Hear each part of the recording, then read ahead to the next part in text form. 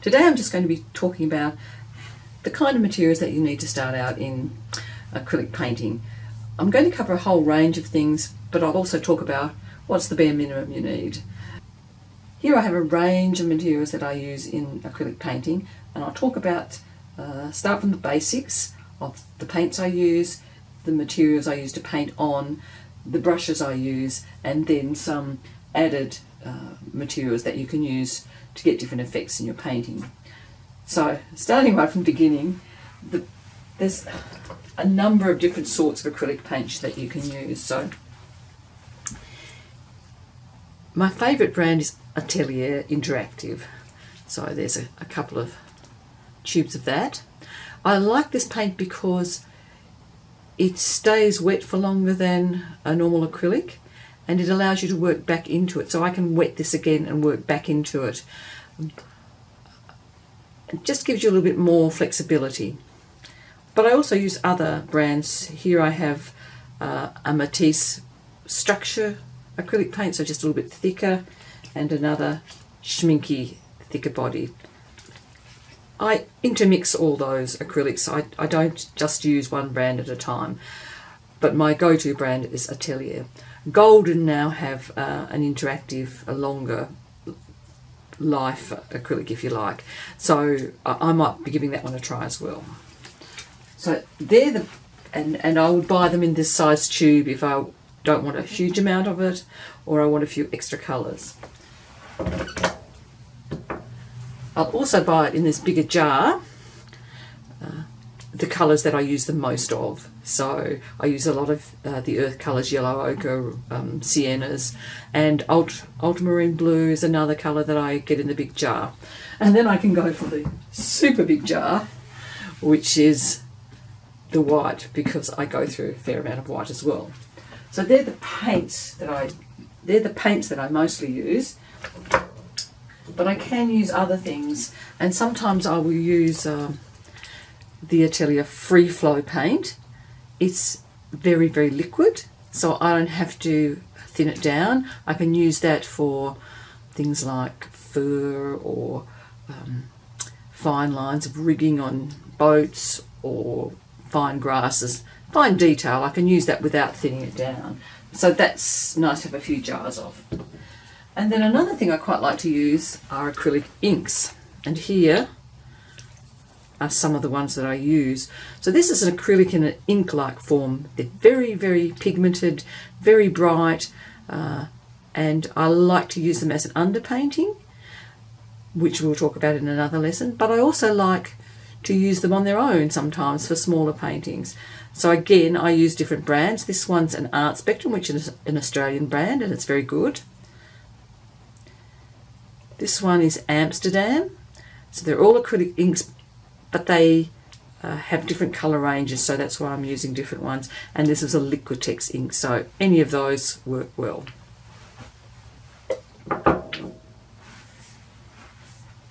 Then the brushes that I use. So I have several jars of brushes.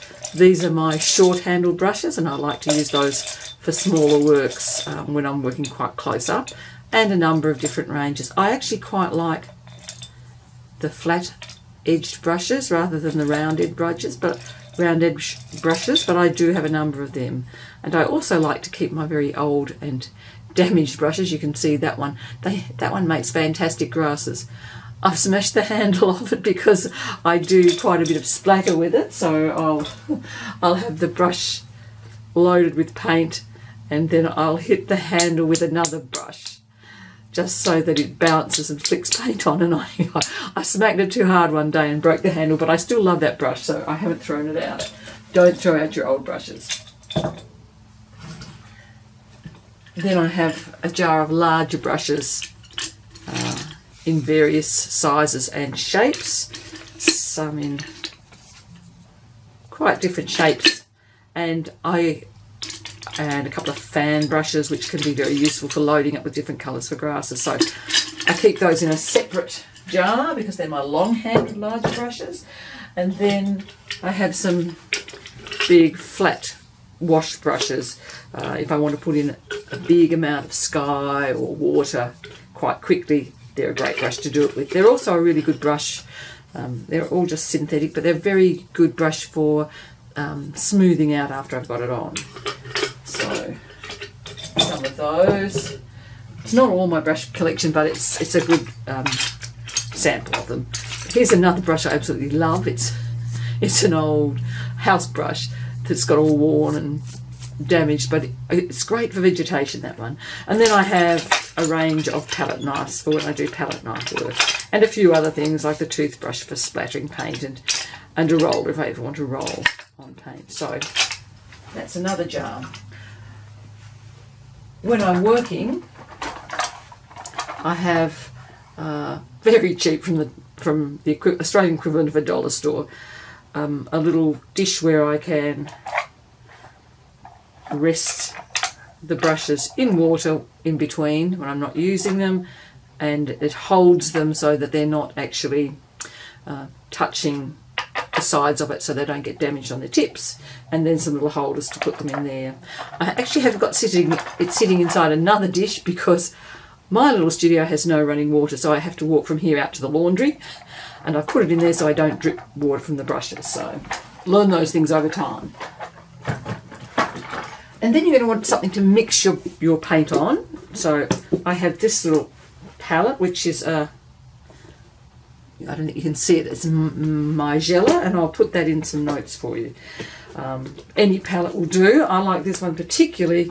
It has a lid which has got a really good mixing area, and then it's got a lot of palette holes around here to keep the paint in, and it's one of those ones where you can keep it nice and moist, the paint, for a long time, because acrylics do dry out quite quickly. So it has a sponge sitting underneath it which is wet, and then a special paper on top that is permeable to the water, to the moisture, so I can mix paints on there and leave them just sitting on my bench. These have been sitting here for probably a week or more, and they're still quite wet and moist, and I can keep using them. And then I can leave my other leftover paints around in the little palette holes there, mixing spaces, and save paint that way. If you don't have that, it's very easy to make your own by just using a closed container of some sort and putting in just a normal kitchen sponge soaked in water in one of those, or two. You can cut that into small pieces, put them in one or two of the little palette holes there, and put the lid on, put it inside a plastic bag, keep it in your fridge. That will keep your paints nice and moist in between using them. So what do I paint on? I paint on a lot of different things. You can see this one up here is a canvas I've painted on, which was pre-stretched. I just bought it in the art supply shop, all pre-stretched over the stretches.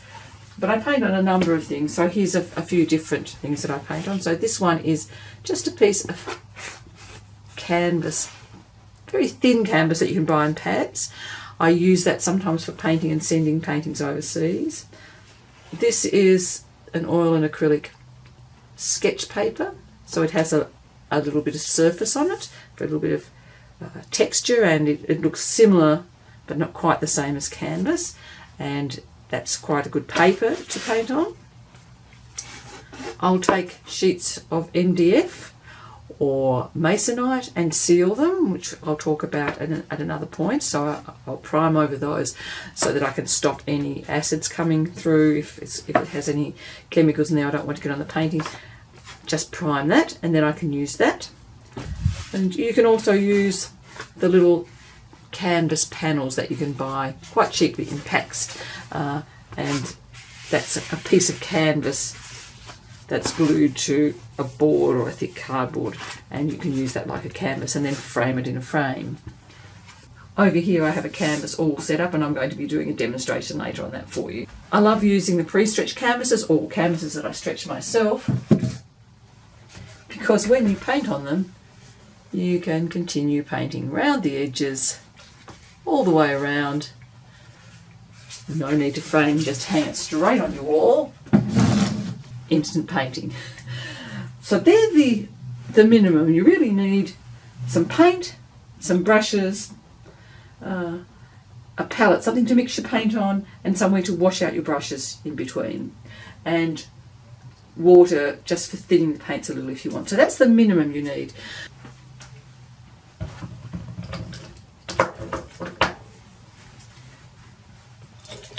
So really what you need when you start is a few tubes of paint, some brushes, something to paint on, and there you are. And a dish or a couple of glass jars full of water, one for clean jar and one dirty jar, and that's enough to be starting with. I'll be doing some notes about this and adding them into the Patreon page. If you're with me on Patreon, then you'll get a PDF file to download with all the notes about how to set up. And if there's anything that I've missed out that you've got any questions about, just leave a message in the community board. Thanks for joining me for this little intro into the materials you need to start acrylic painting. Bye for now. See you next time.